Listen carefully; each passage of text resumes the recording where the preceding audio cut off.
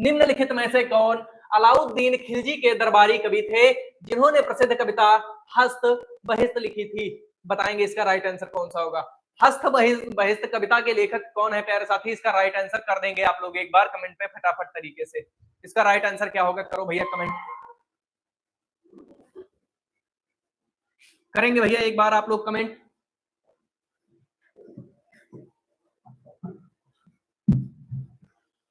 बताएंगे आप लोग कमेंट करके। भैया रोशन बता रहे हैं भी। चलिए भैया आपके द्वारा बताया गया आंसर बिल्कुल राइट आंसर हो चुका है। रोशन आप इसी प्रकार से मेहनत करते रहो भैया। इसका जो राइट आंसर है भैया वो कौन सा हो चुका है? अमीर खुसरो।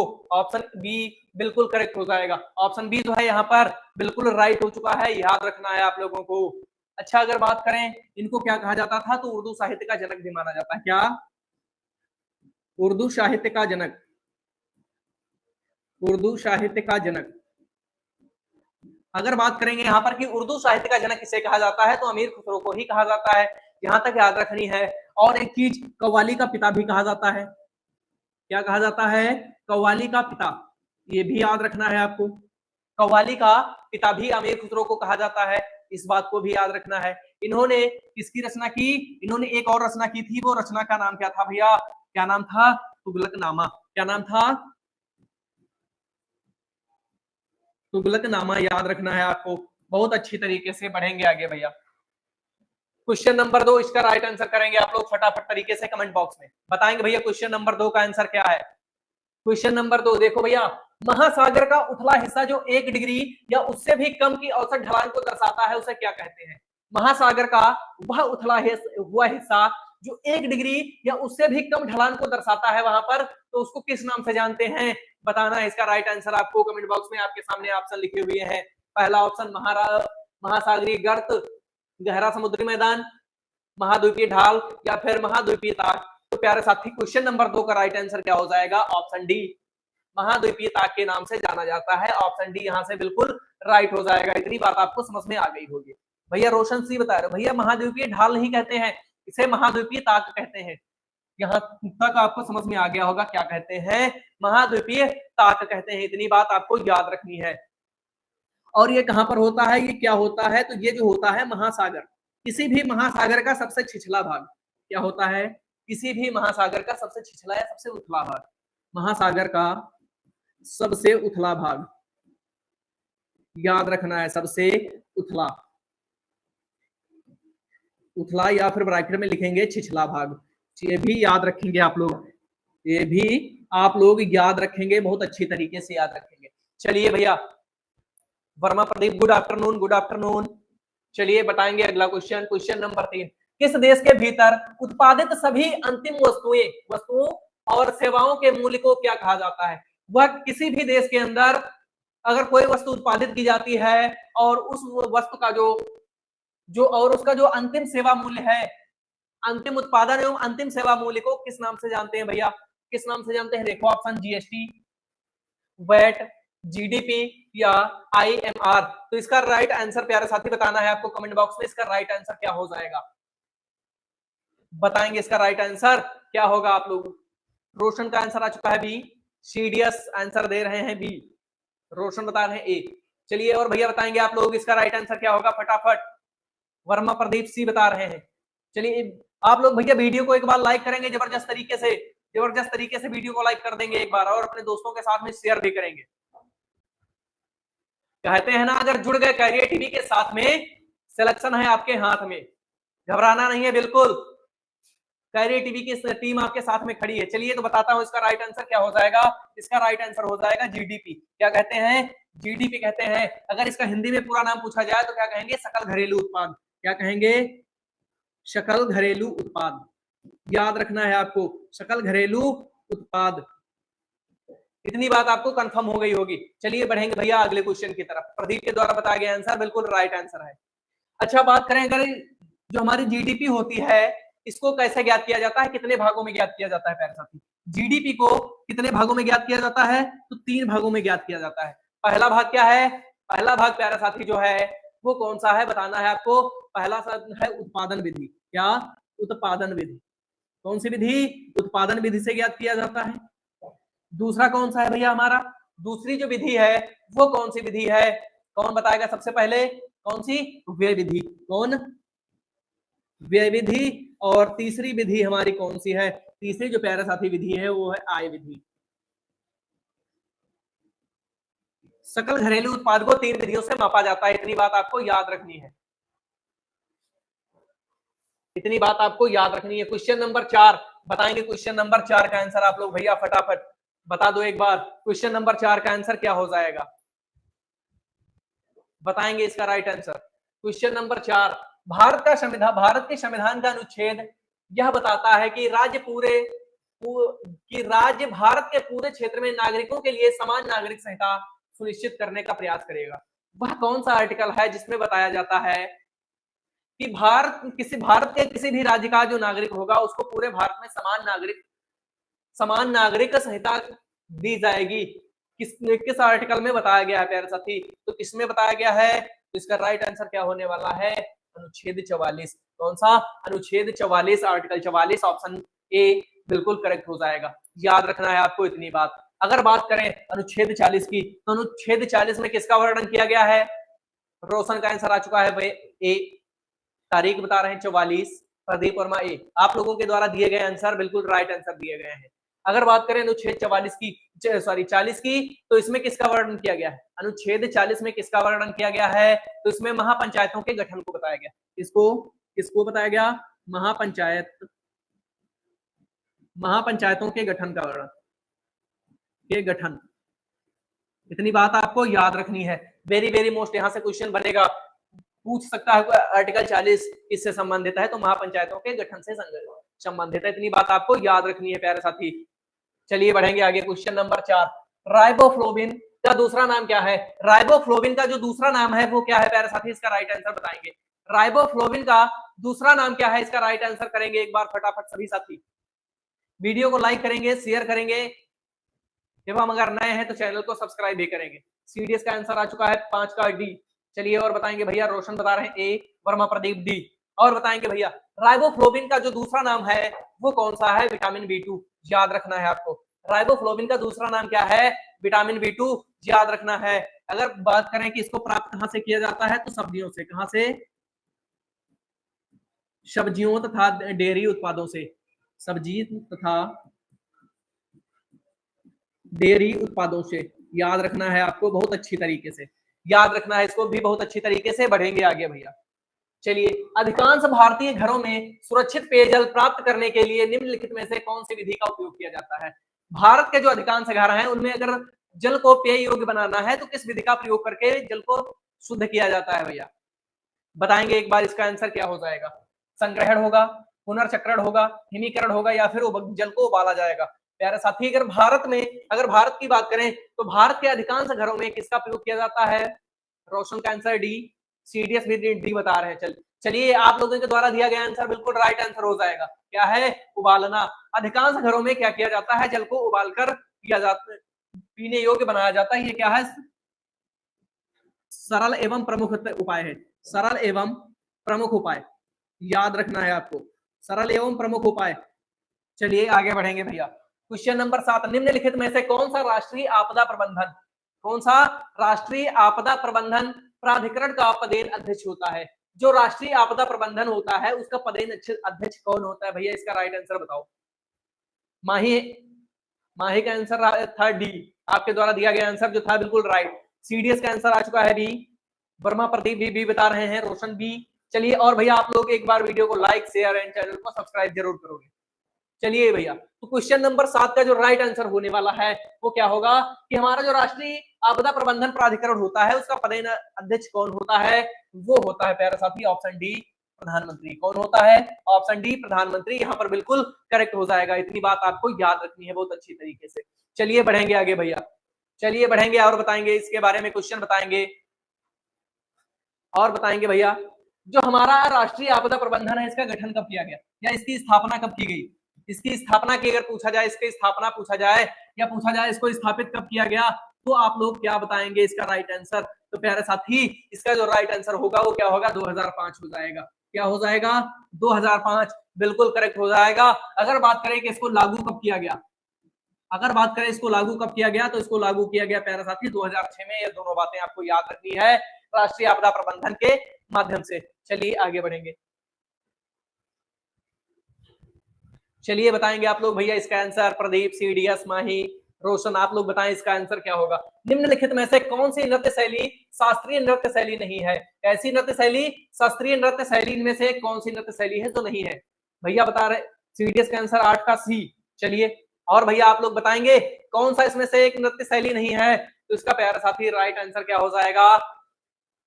बुरा कथा, ऑप्शन सी करेक्ट हो जाएगा। क्या होगा? ऑप्शन सी जो है बिल्कुल करेक्ट हो जाएगा। रोशन, प्रदीप, सीडीएस, माही सभी के द्वारा बताया गया जो राइट आंसर है वो क्या है? बुरा कथा। आप लोगों के द्वारा दिया गया आंसर बिल्कुल राइट हो जाएगा। अच्छा बताएंगे ये है क्या? ये जो है क्या है? आंध्र प्रदेश का गाया गीत। क्या है? आंध्र प्रदेश का गाया गीत। आंध्र प्रदेश का क्या है? आंध्र प्रदेश का गाया गीत है, ये भी याद रखना है। बुरा कथा क्या है? आंध्र प्रदेश का गाया गीत, इसको याद रखेंगे बहुत अच्छी तरीके से। चलिए आगे बढ़ेंगे भैया। सिंधु नदी संधि 1960 में जो हुई थी उसके अनुसार भारत कितना प्रतिशत पानी इस्तेमाल कर सकता है? सिंधु नदी का जो पानी है, तो सिंधु संधि 1960 के तहत भारत उस नदी का कितने प्रतिशत पानी अपने प्रयोग में लाता है? इसका राइट आंसर क्या होगा? यूपीजीके करवाओ भैया। सीडीएस यूपीजीके की भी क्वेश्चन है इस सेट में। आपको यूपीजीके, जियोग्राफी, हिस्ट्री, पॉलिटी सभी आपके क्वेश्चन देखने को मिलेंगे। ये सेट इस प्रकार से तैयार किया गया है जिस प्रकार से पेपर में क्वेश्चन पूछे जाते हैं। आपका बिल्कुल पेपर का एक रूप है, यहां तक आप मान सकते हो। चलिए आपका यहाँ पर लाइव टेस्ट ही चल रहा है, लाइव पेपर चल रहा है, आप ऐसा मान के चलो यहाँ पर। चलिए बताएंगे इसका राइट आंसर क्या होगा। कितने प्रतिशत पानी प्रयोग में कर सकता है? 20% पानी। और 80% पानी इसका कौन प्रयोग करेगा? 80% पानी किसके प्रयोग में जाएगा? पाक के प्रयोग में जाएगा, अर्थात पाकिस्तान के प्रयोग में जाएगा। इतनी बात आपको क्लियर हो चुकी होगी। चलिए आगे बढ़ाएंगे। चलिए और बताएंगे भैया, बढ़ेंगे आगे। क्वेश्चन नंबर 10 आंसर बताएंगे। गांधी जी ने किस वर्ष में अहमदाबाद में सूती मिल श्रमिकों के साथ एक सत्याग्रह का आयोजन किया था? गांधी जी के द्वारा जो अहमदाबाद में एक सत्याग्रह का आयोजन किया गया वो किस सन में किया गया? इसका राइट आंसर करना है आप लोगों को, फटाफट तरीके से बताना है इसका राइट आंसर क्या हो जाएगा। बताएंगे आप लोग इसका राइट आंसर क्या होगा? 10 का डी। चलिए और भैया आप लोग बताएंगे। सीडीएस का आंसर आ चुका है। और बताएं आप लोग, माही भी बताएं, रोशन बताएं, वर्मा, प्रदीप बताएं। बताएंगे आप सभी लोग इसका राइट आंसर क्या होने वाला है प्यारे साथी। चलिए देखते हैं इसका जो राइट आंसर हो जाएगा प्यारे साथी, क्या हो जाएगा? राइट आंसर हो जाएगा क्या? 1918। ऑप्शन बी यहाँ से करेक्ट हो जाएगा। ऑप्शन बी जो है बिल्कुल करेक्ट हो जाएगा प्यारे साथी, याद रखेंगे इसको। कब हुआ था सत्याग्रह? 1918 में। कहां पर? अहमदाबाद में हुआ था। इतनी बात आपको याद रखनी है। चलिए अगर बात करें कि इसकी मांग क्या थी, इसमें श्रमिकों की जो मांग थी वो क्या थी? मांगे क्या थी? इनके वेतन में 50% की वृद्धि। क्या थी? पहली मांग थी वेतन में 50% वृद्धि करो, 50% वृद्धि करो। और दूसरी मांग इनकी बताएंगे क्या थी? दूसरी मांग क्या थी भैया? दूसरी मांग क्या थी? आप लोग टाइप करें कमेंट में फटाफट। अगर बात करें कि इसका परिणाम क्या निकला, इस सत्याग्रह का जो परिणाम निकला था वो क्या निकला भैया? परिणाम जो निकला उसमें 35% की वृद्धि की गई, वेतन में 35% की वृद्धि की गई। अगर बात करें गांधी जी का जो पहला सत्याग्रह था उन्होंने कहां पर किया? गांधी जी ने पहला सत्याग्रह कहां पर किया? गांधी जी ने पहला सत्याग्रह कहां पर किया था प्यारे साथी? तो कहां पर किया? 1917 में किया। कहां? चंपारण में। कहां पर? चंपारण में किया, याद रखेंगे। गांधी जी के द्वारा पहला सत्याग्रह जो किया गया कहां पर किया गया? चंपारण में 1917 में किया गया। इतनी बात आपको याद रखनी है बहुत अच्छी तरीके से। आगे बताएंगे भैया इसका राइट आंसर क्या होने वाला है। क्वेश्चन नंबर 11 का आंसर दे दीजिए। सीडीएस बता रहे हैं क्रॉप, चंपारण बता रहे हैं भैया। चलिए और बताएंगे आप लोग। चलिए और बताएंगे क्वेश्चन नंबर 11 का आंसर। भारत के प्रधानमंत्री नरेंद्र मोदी और भूटान के प्रधानमंत्री लोटे त्शेरिंग ने भूटानी कार्ड धारकों को भारत में रुपे नेटवर्क का उपयोग करने की अनुमति देने के लिए वर्चुअल रूप से किसको लॉन्च किया है? इसमें से जो भूटान के प्रधानमंत्री हैं और भारत के प्रधानमंत्री हैं, इनके द्वारा जो रुपे वर्चुअल कार्ड का प्रयोग करने के लिए जिसको लॉन्च किया गया उसमें इसका नाम क्या है प्यारे साथी? बताना है। इसका राइट आंसर बताना है आप लोगों को। बताओ भैया। माही का आंसर है ए, शिवम का आंसर 1। चलिए इसका राइट आंसर हो जाएगा रुपे कार्ड फेज सेकंड। क्या होगा? RuPay card phase second. चलिए आगे बढ़ेंगे भैया। जो सेकंड फेज था इसमें क्या था? भूटान के कार्ड भारत में चलेंगे। कहां पर? भारत में। और भारत के जो कार्ड थे भैया वो भूटान में चलेंगे। याद रखना है इसको बहुत अच्छी तरीके से। यहां तक बात आपको समझ में आ चुकी होगी। सर यूपी जीके कब से स्टार्ट हो रही है? भैया अंकित यूपी जीके जो क्वेश्चन है वो इसी सेट में इंक्लूड कर दिए गए हैं। आपके यूपी जीके के भी क्वेश्चन, ये जो सेट मिल रहा है आपको बिल्कुल पेपर जैसा सेट मिल रहा है। जितने भी क्वेश्चन वहां पर यूपी जीके के आते हैं 8 से 10 क्वेश्चन, उतने ही क्वेश्चन यहाँ पर भी रखे गए हैं। आगे बताएंगे राइट आंसर। प्रश्न नंबर 12, वार्षिक सूरज कुंड शिल्प मेले की मेजबानी निम्नलिखित में से कौन सा राज्य करता है? जो वार्षिक सूरज कुंड मेला आयोजित किया जाता है वो कहां पर आयोजित किया जाता है? इसका राइट आंसर बताना है। हरियाणा, हिमाचल प्रदेश, उत्तराखंड या फिर उत्तर प्रदेश। तो प्यारे साथी इसका राइट आंसर एक बार बता दो आप लोग फटाफट। अंकित, माही, सीडीएस, रोशन, आप सभी लोग बताएंगे इसका राइट आंसर क्या हो जाएगा। एक बार बताएंगे फटाफट तरीके से इसका राइट आंसर क्या होने वाला है प्यारे साथी। चलिए इसका राइट आंसर क्या हो जाएगा? इसका राइट आंसर प्यारे साथी जो हो जाएगा हरियाणा हो जाएगा। क्या हो जाएगा? हरियाणा हो जाएगा। इतनी बात आपको याद रखनी है। वार्षिक सूरज कुंड शिल्प मेले का आयोजन कहां पर होता है? हरियाणा में होता है। इतनी बात आपको याद रखनी है। और एक चीज, सूरज कुंड मेले के बारे में एक चीज याद रखेंगे, विश्व का सबसे बड़ा शिल्प मेला, विश्व का सबसे बड़ा शिल्प मेला, विश्व का सबसे बड़ा शिल्प मेला, ये भी याद रखेंगे आप लोग। आगे बढ़ेंगे भैया। और एक बात इसके बारे में बताएंगे, ये कब आयोजित किया जाता है? तो ये फरवरी माह में आयोजित किया जाता है। कब? फरवरी में आयोजित किया जाता है। इतनी बात यहां से याद रखनी है, इससे बाहर क्वेश्चन नहीं जाएगा आपका। क्वेश्चन नंबर 13, जब वातावरण में कार्बन डाइऑक्साइड में वृद्धि हो जाती है तो इसके कारण क्या होता है? जब हमारे वातावरण में कार्बन डाइऑक्साइड की वृद्धि हो जाती है, CO2 की वृद्धि होती है, तो यहाँ पर इसमें से कौन सी घटना घटित होती है? इसका राइट आंसर बताना है आप लोगों को। तो प्यारे साथी इसका राइट आंसर हो जाएगा ग्लोबल वार्मिंग होती है। ऑप्शन सी करेक्ट हो जाएगा। बढ़ेंगे भैया आगे क्वेश्चन की तरफ। क्वेश्चन नंबर 14, ताजमहल आगरा शहर में नदी के तट पर स्थित है। जो हमारा ताजमहल है वो आगरा में किस नदी के तट पर स्थित है? इसका राइट आंसर करेंगे भैया। 13 का सी बता रहे हैं भैया। चलिए आपके द्वारा दिया गया आंसर भैया, बहुत अच्छा आंसर दिया गया। चलिए आप लोग बताएंगे क्वेश्चन नंबर 14 का आंसर क्या होगा? ताजमहल जो है वो किस नदी के किनारे पर स्थित है? रोशन का सी, माही का आंसर सी, सीडीएस का 14 सी। चलिए आप लोगों के द्वारा दिया गया आंसर राइट है। किसके नदी तट पर स्थित है? यमुना नदी के तट पर स्थित है। किसके? यमुना नदी के तट पर स्थित है। इतनी बात आपको याद रखनी है। अगर बात करें कि ताजमहल का निर्माण कब हुआ था, क्या अगर बात करें यहाँ पर कि ताजमहल का जो निर्माण हुआ प्यारे साथी वो कब हुआ, तो वो हुआ था 1631 में। अगर बात करें किसके द्वारा करवाया गया तो बता देंगे शाहजहां के द्वारा। किसके द्वारा? शाहजहां के द्वारा करवाया गया था। इतनी बात आपको याद रखनी है।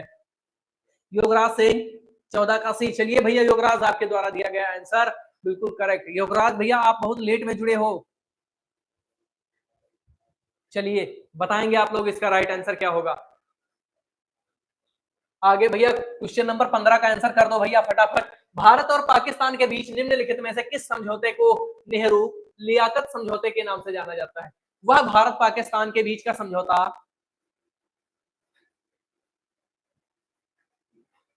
वह भारत और पाकिस्तान के बीच का समझौता जिसे नेहरू लियाकत के नाम से जाना जाता है। इसका राइट आंसर क्या होगा? बताएंगे भैया, बताएंगे इसका राइट आंसर क्या हो जाएगा। बताएंगे भैया इसका राइट आंसर यहाँ पर क्या होने वाला है। अल्पसंख्यकों की सुरक्षा और अधिकारों को लेकर भारत और पाकिस्तान के बीच समझौता, भारत और पाकिस्तान के बीच दोहरे कराधान की समझौते के लिए रेल समझौता, रेल यातायात को फिर से शुरू करने के संबंध में भारत और पाकिस्तान के बीच समझौता, या फिर भारत पाकिस्तान के बीच हवाई सेवाओं के लिए समझौता। तो किस समझौते को नेहरू लियाकत समझौते के नाम से जाना जाता है प्यारे साथी? तो इसका जो राइट आंसर होगा वो कौन सा हो जाएगा?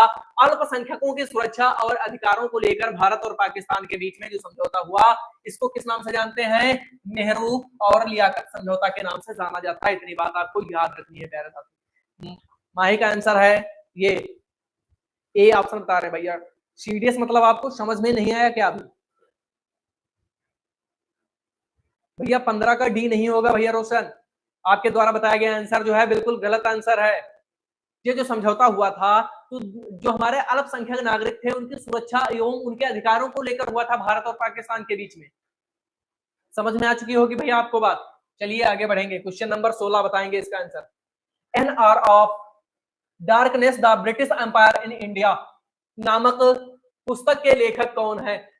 N era of darkness the British Empire in India, इसका राइट आंसर बताना है। पुस्तक का नाम क्या है? The British Empire in India. इस पुस्तक के लेखक कौन है प्यारे साथी? इसका राइट आंसर बताना है। क्या शशि थरूर है, चेतन भगत, अरुण जेटली या फिर मीरा नायर? तो प्यारे साथी इसका राइट आंसर क्या होगा? माही का आंसर आ चुका है बी, सॉरी ए। चलिए सीडीएस का भी आंसर है ए। चलिए आप लोगों के द्वारा दिया गया आंसर बिल्कुल correct answer Shashi Tharoor. Shashi Tharoor option A correct हो जाएगा, यहाँ पर ऑप्शन ए बिल्कुल करेक्ट हो जाएगा। योगराज सिंह अर्थ, चलिए 16 का ये भैया आपके द्वारा दिया गया आंसर बिल्कुल योगराज सही दिया गया है। आप लोग एक बार पहले वीडियो को लाइक करो, पहले लाइक करो वीडियो को और अपने दोस्तों के साथ में शेयर भी करो। अगर नए हो चैनल पर तो चैनल को सब्सक्राइब भी करो, क्योंकि यहाँ पर इसी प्रकार के सेट रोज आपको करवाए जा रहे हैं। चलिए एक चीज इसके बारे में और बताना है आपको, इनको क्या दिया गया था 2019 में इसी पुस्तक के लिए साहित्य अकादमी पुरस्कार। क्या दिया गया? साहित्य अकादमी पुरस्कार। कब दिया गया तो बताएंगे आप लोग। साहित्य अकादमी पुरस्कार, साहित्य अकादमी पुरस्कार याद रखना है बहुत अच्छी तरीके से, क्योंकि एग्जाम में 1 से 2 पुरस्कार पूछता है। हो सकता है यही पुरस्कार पूछ दे कि शशि थरूर को कौन सा पुरस्कार दिया गया। टेबल टेनिस की उत्पत्ति कहां हुई थी? अगला क्वेश्चन, टेबल टेनिस की उत्पत्ति जो हुई थी प्यारे साथी वो कहां पर हुई थी, किस देश में हुई थी? इसका राइट आंसर कर देंगे आप लोग। टेबल टेनिस की उत्पत्ति कहां पर हुई थी? इसका राइट आंसर बताएंगे फटाफट आप लोग। क्या हो जाएगा?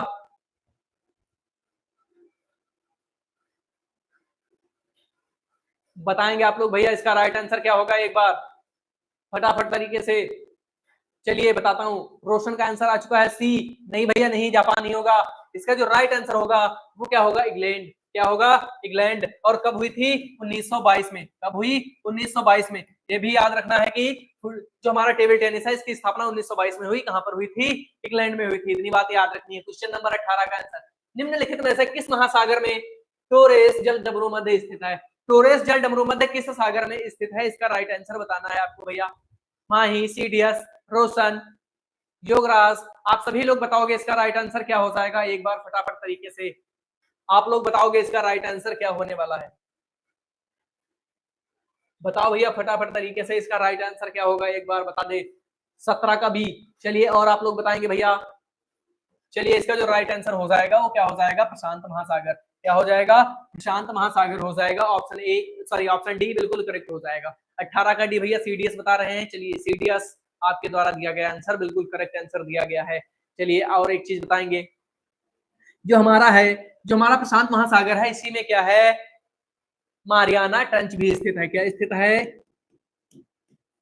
Mariana trench. मारियाना ट्रंच ये क्या है? विश्व का सबसे गहरा स्थान। विश्व का सबसे गहरा स्थान। विश्व का सबसे गहरा स्थान। गहरा स्थान याद रखनी है बात। यहां तक बात आपको समझ में आ गई होगी। चलिए आगे बढ़ेंगे। क्वेश्चन नंबर 19, प्रतिवर्ष विश्व पर्यटन दिवस कब मनाया जाता है? विश्व पर्यटन दिवस किस दिन मनाया जाता है? इसका राइट आंसर बताना है आप लोगों को। विश्व पर्यटन दिवस प्यारे साथी कब मनाया जाता है? इसका राइट आंसर क्या हो जाएगा? तो प्यारे साथी इसका जो राइट आंसर होगा वो क्या होगा? 17 सितंबर। अगर बात करें इसकी शुरुआत कब की गई, अगर बात करें इसकी जो शुरुआत की गई प्यारे साथी वो किस सन में की गई? विश्व पर्यटन दिवस मनाने की शुरुआत जो प्यारे साथी की गई थी वो कब की गई? 1980 में की गई। याद रखना है कब की गई? 1980 में। ये भी आपको बहुत अच्छी तरीके से याद रखना है। यहाँ से ऑप्शन बी बिल्कुल करेक्ट हो जाएगा होगा। 20 नंबर बताएंगे उत्तर प्रदेश का क्वेश्चन। उत्तर प्रदेश में आलू निर्यात जोन स्थित है। आलू निर्यात जोन जो है यूपी का वो कहां पर स्थित है प्यारे साथी? तो इसका राइट आंसर क्या? आगरा, प्रयागराज, फतेहपुर या फिर कानपुर? इसका राइट आंसर कर दो भैया फटाफट। 20 नंबर क्वेश्चन का आंसर बता दो एक बार। अभी आप पूछ रहे थे कि यूपी जीके की क्लास कब चलेगी, भैया बताइए आ गए आपको आप लोगों के सामने यूपी जीके का क्वेश्चन। बताएंगे इसका राइट आंसर, बताएंगे इसका राइट आंसर क्या होगा? तो प्यारे साथी इसका राइट आंसर क्या हो जाएगा, आगरा में स्थित है। कहां पर, आगरा में स्थित है, ऑप्शन ए बिल्कुल करेक्ट हो जाएगा। आलू निर्यात जोन जो स्थित है भैया उत्तर प्रदेश का, कहां पर है, आगरा में। युवराज सिंह का आंसर आ चुका है ए, आपके द्वारा भैया दिया गया आंसर बिल्कुल राइट आंसर है। चलिए, सुरहा ताल पश्चिम बिहार कहां पर स्थित है, सुरहा ताल पश्चिम बिहार कहां पर स्थित है, माही बता रही है 20 का ए। चलिए माही, अब बताएं आप 21 का क्या आंसर होगा, 21 का आंसर जो होगा वो क्या होगा भैया, सुरहा ताल पश्चिम बिहार कहां पर स्थित है, इसका राइट आंसर सबसे पहले कौन करेगा भैया, देखते हैं कमेंट बॉक्स में, सबसे पहले कौन इसका राइट आंसर करेगा, बता दो एक बार, कौन करने वाला है राइट आंसर 21 का बी।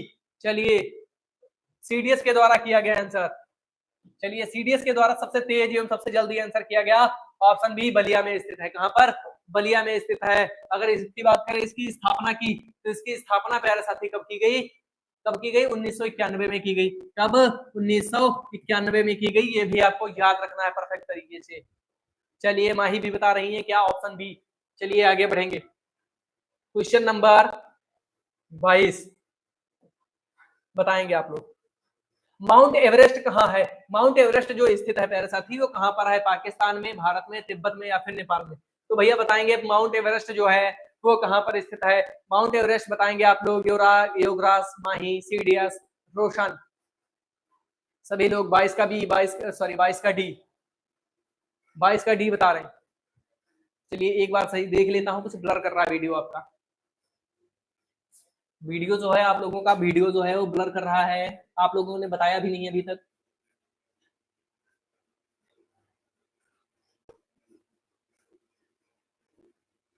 अब नहीं ब्लर कर रहा होगा, समझ में आ चुका।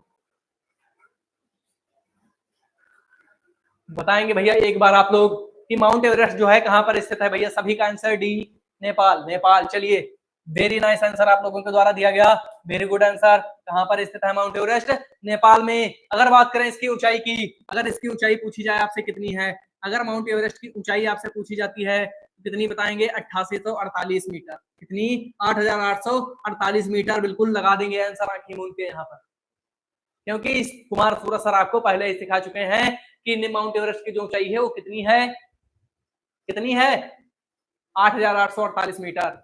याद रखना होगा आपको बहुत अच्छी तरीके से। चलिए अगर बात करें कि नेपाल में इसकी ऊंचाई कितनी है, नेपाल में, क्वेश्चन नंबर 23 बताएंगे राइट आंसर, निम्नलिखित में से कौन सा एक उत्तर प्रदेश का लोकगीत नहीं है, उत्तर प्रदेश का लोकगीत नहीं है, क्या है, लोकगीत नहीं है। भैया अब तो ब्लैक ब्लैक नहीं आ रहा, बताओ आप भैया, बताओ आप भैया, अब तो ब्लैक ब्लैक नहीं आ रहा। अगर आप सब सही होगा तो थम्स अप करके बताएंगे एक बार कमेंट बॉक्स में। 23 का डी, 23 का बी आंसर कर रहे हैं भैया। चलिए कौन सा राइट आंसर हो जाएगा, कौन सा हो जाएगा, ढोला मारू, कौन सा, ढोला मारू, ऑप्शन बी। उत्तर प्रदेश का लोक नृत्य नहीं है, उत्तर प्रदेश का लोकगीत नहीं है प्यारे साथी, याद रखना है। ये कहाँ का लोकगीत है, ये जो है भैया राजस्थान का है, कहाँ का, राजस्थान का लोकगीत है, याद रखना है। ढोला मारू जो लोकगीत है भैया कहाँ का है, कहाँ का है भैया, राजस्थान का है। चलिए उत्तर प्रदेश में, उत्तर प्रदेश के ब्रजमंडल का संबंध इनमें से किस लोक नृत्य से है, जो उत्तर प्रदेश का ब्रजमंडल है उसका संबंध किससे है, अर्थात कह सकते हैं कि जो ब्रज घराना था उसका संबंध किससे है, बरसाना घराने का संबंध किससे है। प्यारे साथी इसका राइट आंसर बताना है आप लोगों को, इसका राइट आंसर क्या हो जाएगा भैया, छोलिया, नटवरी, जोगनी या फिर चरथुला। तो प्यारे साथी जो हमारा ब्रजमंडल था उसका संबंध किससे था, इसका संबंध जो था भैया चरकुला से था, किससे था, चरकुला से। ऑप्शन बी यहाँ से करेक्ट कर जाएंगे। इसमें क्या कहते हैं, इसे दूसरे नाम से भी जानते हैं, घड़ा नृत्य के नाम से, किस नाम से, घड़ा नृत्य के नाम से भी जानते हैं, ये भी आपको बताना, याद रखना है। चरकुला को किस नाम से जाना जाता है, घड़ा नृत्य के नाम से जाना जाता है, याद रखना है। और एक चीज बताऊंगा आपको, जो इस सेट में क्वेश्चन मिलेंगे वो पूरे कितने क्वेश्चन होंगे आपके, 150 क्वेश्चन होंगे। जिस प्रकार से पेपर में क्वेश्चन पूछे जाते हैं, 37 हिंदी के होंगे, 37 हिंदी के होंगे, जीएस के होंगे 38, रीजनिंग के होंगे 55 और मैथ के होंगे 20। चलिए बताएंगे क्वेश्चन नंबर 25, भारत में पहला 3D printer printed post office का निर्माण किस शहर में किया गया प्यारे साथी। तो जो 3D प्रिंटेड पोस्ट ऑफिस था इसका निर्माण कहां पर किया गया, बताना है राइट आंसर। तो इसका राइट आंसर हो जाएगा बेंगलुरु, क्या हो जाएगा, बेंगलुरु, ऑप्शन डी करेक्ट हो जाएगा, बेंगलुरु ऑप्शन डी करेक्ट हो जाएगा। इतनी बात आपको याद रखनी है। योगराज सिंह के द्वारा बताया गया 25 का डी, माही 25 का डी बता रही है, सीडीएस भी 25 का डी। चलिए बहुत अच्छी आप लोगों की तैयारी हो चुकी है, इसी साथ प्रैक्टिस करते रहिए और अपने एक जो आपका जो हमारी वैकेंसी है 60,243 44, उसमें एक सीट अपनी सुनिश्चित करो, यही हमारी कामना है भैया। जैन साहित्य को क्या कहा जाता है? जैन साहित्य जो है उसको क्या कहते हैं? जैन साहित्य को किस नाम से जानते हैं प्यारे साथी? तो इसको किस नाम से जानते हैं? त्रिपिटक के नाम से जानते हैं। किस नाम से? त्रिपिटक के नाम से जानते हैं, याद रखना है। और इसके अंदर क्या क्या पाया जाता है? तो इसके अंदर भैया क्या पाया जाता है? कितने अंग कितने पाए जाते हैं बताना है। जो हमारा त्रिपिटक है इसके अंदर कितने अंग पाए जाते हैं? 12 अंग। कितने अंग? 12 अंग, 12 उप अंग, 12 उप अंग पाए जाते हैं। और क्या पाया जाता है बताओ एक बार। इसके अंदर और क्या पाया जाता है प्यारे साथी? इसका राइट आंसर बताओगे आप लोग एक बार। जो हमारा जैन साहित्य है इसको त्रिपिटक के नाम से जानते हैं, इसमें क्या क्या पाया जाता है? 12 उपअंग, 12 अंग, और क्या पाया जाता है? चलिए आप लोग कमेंट बॉक्स में बताएंगे, लास्ट में बता देंगे। दबाव का एसआई यूनिट क्या है? दबाव का जो एसआई यूनिट है प्यारे साथी वो क्या है? अर्थात एसआई मात्रक पूछा गया है, दबाव का एसआई मात्रक पूछा गया है। यहाँ पर बताना है आपको दबाव का एसआई मात्रक क्या होता है प्यारे साथी। तो दबाव का जो एसआई मात्रक होता है वो क्या होता है? पास्कल होता है। क्या? पास्कल, याद रखेंगे। पास्कल क्या है? ये एसआई मात्रक है किसका? दबाव का। ऑप्शन सी करेक्ट करके आगे बढ़ जाएंगे फटाफट। निम्नलिखित शास्त्रीय नृत्य में से नृत्य प्रारूपों में से कौन सा उत्तर प्रदेश से संबंधित है? इसमें से कौन सा एक शास्त्रीय नृत्य है जो उत्तर प्रदेश से संबंधित है भैया? सी। चलिए और बताएंगे आप लोग। सी आंसर भैया पास्कल, बिल्कुल राइट आंसर आपके द्वारा दिया गया है। चलिए हैप्पी सिंह, हैप्पी सिंह आप बहुत दिन बाद दिखाई दिए, क्या बात था? चलिए बताएंगे इसका राइट आंसर क्या होगा। क्वेश्चन नंबर 28 का राइट आंसर, इसमें से कौन सा शास्त्रीय नृत्य उत्तर प्रदेश से संबंधित है?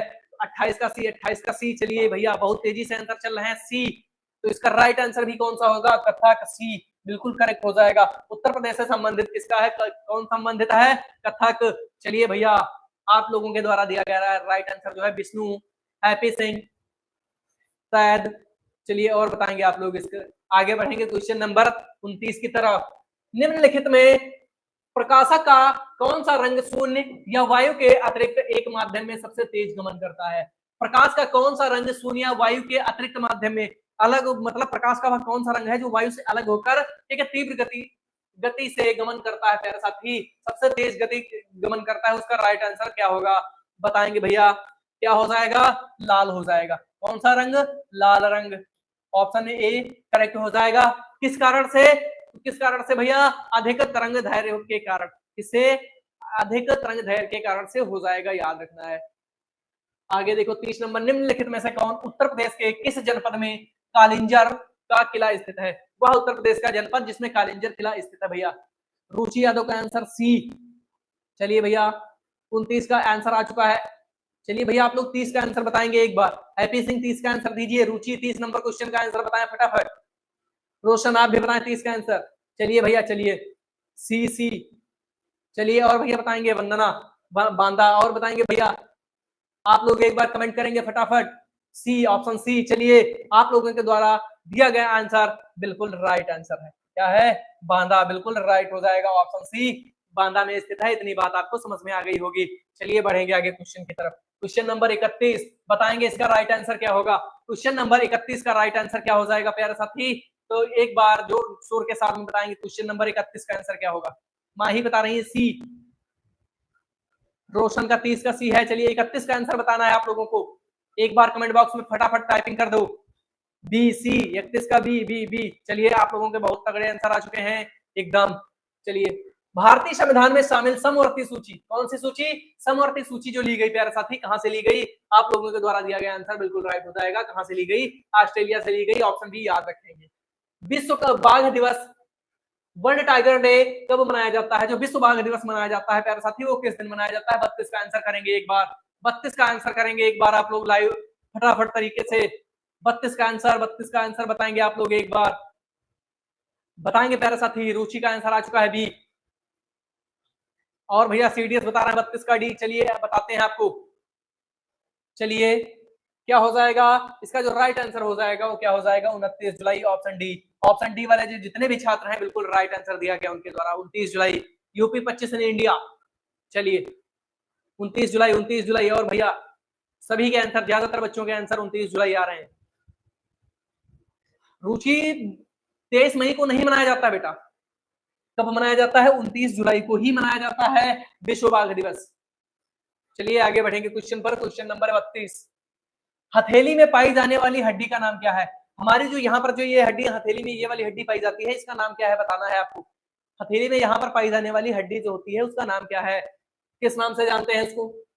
ह्यूमरस, रेडियो अल्ना, कार्पल या फिर मेटाकार्पल? बताएंगे राइट आंसर, बताएंगे राइट आंसर। हथेली में पाई जाने वाली हड्डी कौन सी होती है? क्वेश्चन नंबर 33 का आंसर बता दें आप लोग। ऑप्शन डी, ऑप्शन डी भैया। Happy Singh, Yograj, UP 25। माही भी आंसर बता दिए हैं, हैप्पी सिंह भी दे रहे हैं। चलिए, मेटाकार्पल्स। कौन सा? मेटाकार्पल्स। कौन सा? मेटाकार्पल्स। याद रखना है आप लोगों को, मेटाकार्पल्स याद रखना है। अगर बात करें कार्पल्स की तो हथेली को जोड़ने के काम में आती है। किसमें? हथेली को जोड़ने वाली हड्डी, हथेली को जोड़ने वाली हड्डी, हथेली जोड़ने वाली, याद रखना है, जोड़ने वाली हड्डी, ये भी याद रखना है। कार्पल जो कहते हैं, कार्पल वो हथेली जोड़ने वाली जो यहाँ पर हड्डी पाई जाती है, हथेली को जोड़ती है, उसे कहते हैं कार्पल। और जो हमारे हथेली के अंदर यहाँ पर जो हड्डी पाई जाती है उसे कहते हैं मेटाकार्पल्स। याद रखना है इतनी बात। क्वेश्चन नंबर 34, उत्तर प्रदेश का कृषि श्रम उत्पादकता सर्वाधिक है। उत्तर प्रदेश की जो कृषि श्रम उत्पादकता है, अर्थात किसान के लिए जो श्रम उत्पादन होता है, कृषि में जो श्रम किया जाता है, उसकी अधिकता किस क्षेत्र में है प्यारे साथी? इसका राइट आंसर बताना है आपको। पश्चिमी उत्तर प्रदेश, बुंदेलखंड, पूर्वांचल या फिर अवध क्षेत्र? इसका राइट आंसर बताना है आपको। तो प्यारे साथी ए, ये चलिए भैया ए बता रहे हैं। हैप्पी सिंह का ए, रुचि यादव डी, माही का भी डी है, सॉरी 33 का बता रही है। चलिए हैप्पी सिंह 34 का ए बता रहे हैं, रोशन सिंह सी। चलिए भैया इसका जो राइट आंसर होगा वो क्या हो जाएगा? पश्चिमी Uttar Pradesh, option A correct हो जाएगा। यहाँ पर आगे बढ़ेंगे भैया। गुप्तकालीन रजत मुद्राओं को क्या नाम दिया गया? जो गुप्त काल में रजत मुद्राएं चलती थी उनको किस नाम से जाना जाता है प्यारे साथी? तो उनको किस नाम से जाना गया? इससे रुपए का अर्थात या रूपक के नाम से जाना गया। गुप्तकालीन की रजत मुद्राओं को रूपक के नाम से जाना गया, इतनी बात भी याद रखनी है। यहाँ पर आपको पूरे 150 क्वेश्चन मिलेंगे। हमारे 35 हो चुके, अभी 3 क्वेश्चन और हैं, उसके बाद आपको हिंदी करवाने के लिए मैम आ चुकी हैं और अभी आपके सामने 3 क्वेश्चन बाद उपस्थित होने वाली है। यहाँ पर बताएंगे क्वेश्चन नंबर 36, कदम्ब राजाओं की राजधानी थी, जो कदम्ब राजा थे उनकी राजधानी क्या थी? भैया रूपक बता रहे हैं, रूपक हैप्पी सिंह आपके द्वारा दिया गया आंसर, करेक्ट आंसर कदम्ब राजाओं की राजधानी जो थी प्यारे साथी वो कौन सी थी? इसका नाम बताना है आपको। इसका नाम क्या हो जाएगा भैया? बनवासी। क्या हो जाएगा? बनवासी। ये जो बनवासी राजधानी थी ये किसकी थी? कदम्ब राजाओं की। ऑप्शन बी यहाँ से करेक्ट कर देंगे, इतनी बात आपको याद रखनी है। चलिए आगे बढ़ेंगे। क्वेश्चन नंबर 37, नेताजी सुभाष चंद्र राष्ट्रीय खेल संस्थान कहाँ है? जो नेताजी सुभाष चंद्र राष्ट्रीय खेल संस्थान है वो कहाँ पर स्थित है? इसका राइट आंसर बताना है आप लोगों को। तो ये प्यारे साथी जो स्थित है कहाँ पर? पटियाला में स्थित है। ऑप्शन सी करेक्ट हो जाएगा। कहाँ पर? ऑप्शन सी पटियाला में। कहाँ पर? पटियाला में। और ये क्या है? एशिया का सबसे बड़ा, एशिया का सबसे बड़ा, एशिया का सबसे बड़ा, याद रखना है, एशिया का सबसे बड़ा, ये भी याद रखना है बहुत अच्छी तरीके से कि एशिया का जो सबसे बड़ा खेल संस्थान है वो कौन सा है? नेताजी सुभाष खेल संस्थान, ये भी याद रखना है आपको। क्वेश्चन नंबर 38 और जीके का अंतिम क्वेश्चन, जीके का अंतिम क्वेश्चन है यहाँ पर। इसके बाद आपको मैं एक एक पॉइंट क्लियर करवा रही हूँ हिंदी में कि किस प्रकार से क्वेश्चन बनते हैं, वो भी आपको देखने को मिलेंगे। बताएंगे क्वेश्चन नंबर 30, भारतीय संविधान के किस भाग में भारत को एक कल्याणकारी राज्य के रूप में स्थापित करने की बात कही गई? भैया वो कौन सा भाग है? इसका राइट आंसर कौन सा हो जाएगा? मौलिक अधिकार भाग 3, समवर्ती सूची, राज्य के नीति निर्देशक सिद्धांत भाग 4, या फिर भारतीय संविधान की अनुसूची भाग 4, सॉरी भाग 4 और भाग 4। इसका राइट आंसर क्या होगा बताना है। इसका राइट आंसर कौन सा भारतीय संविधान का भाग है जिसमें भारत को कल्याणकारी राज्य के रूप में स्थापित करने की बात कही गई थी? तो प्यारे साथी वो कौन सा था? मौलिक अधिकार संविधान का भाग 3। कौन सा? भाग 3, ऑप्शन बी करेक्ट हो जाएगा। यहाँ पर इतनी बात आपको समझ में आ चुकी होगी। और जीके हो चुकी है हमारी क्या? The end. जीके हो चुकी है यहाँ पर, जीके हो चुकी है द एंड, जीके यहाँ पर एंड हो चुकी